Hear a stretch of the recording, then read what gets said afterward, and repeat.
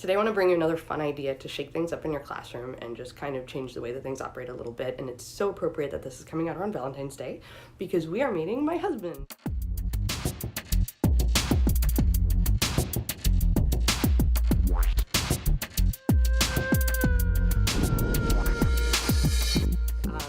Todd Leban, he teaches at Gwendolyn Brooks Middle School in Oak Park, Illinois.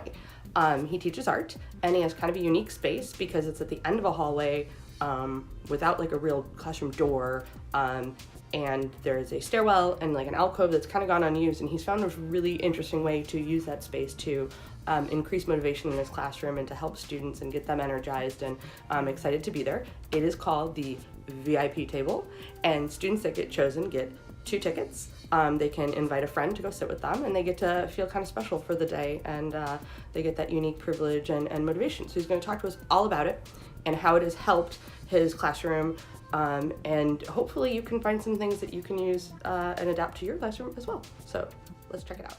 You were always having to be the bad guy and shooing kids away, and what that maybe does not only for you, but the morale of your class and the other students. Okay, so yeah, I had this space in class that I was particularly feeling out of control with, in terms of it was just this space that happened and we were all trying to figure out sort of what needed to happen with it.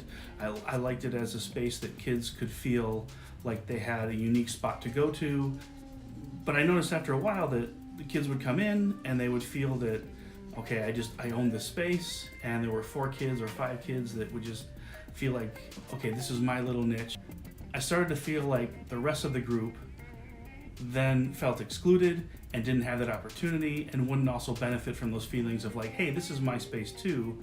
How do I, in a sense, change it for me so I don't feel stale day to day coming to the same spot, etc.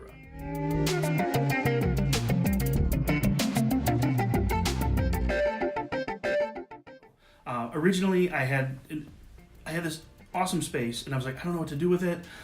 There's not a lot of resources necessarily, and I had envisioned, okay, I'm gonna build something that needs to go in this space and get some more tables for more kids to be over there and really utilize it in that. But that just wasn't a reality with time to get it to happen. So eventually, what I did was like, okay, what do I have? What can I still build or make and make things happen? The purpose of having the VIP table was to sort of re-engage students that may have sort of fallen off over time. And with a wide range of projects, they're not always going to be as engaged 100% in every one. So this might be a way to catch those that are like, this is not my thing, but I can make it through and I can still work on these skills and sort of practice throughout and make the best of it if I have a little bit of an incentive to do so. So I noticed that this table that I had that was a former light table that I was able to just slide over. And I'm like, let's just do it. There's no more hemming and hawing and waiting. Just get it over there, push it, grab 2 stools, keep it simple rather than overdoing it, where I like to think too big sometimes. So scaling it back was really important. There's these really nice windows, so the kids have a good view when they're over there. It's a totally different feel than the classroom. Just happened across some square tiles at the dollar store that I used some adhesive underneath and put together, I think, a series of 16, just to kind of highlight the space even further and make it feel a little more comfortable. Started giving kids the opportunity to like, hey, for today, why don't you and a friend pick somebody else and head over and start working? And that seemed to garner more excitement than some of the other things that I've tried that weren't really working. I don't choose somebody every day from every class period. It's just not realistic, and I don't think that would make it very special in the long run. All right, so I have a 7th grade student in the middle of the day. Let's just call him Tyler because that's his actual name. Yeah. And he comes in each day. He's got his hat on. Sometimes he's still wearing his earbuds from in the hallway, and was off task a lot of the times. But he knew the VIP table was a thing, so he'd ask, sporadically, like, can I get over there? How do I get over there? That sort of stuff. And in the last week or so, his grade had slipped a bit as he has not turned some stuff in, but he reached out twice through email and immediately updated things right after, and was trying to stay on top of things. So even with the span of what had been going on before, there was an improvement and an effort being made. So I went up and I gave him a ticket, and he was absolutely thrilled. It had made an impact. He was happy to get the accolade to be over there.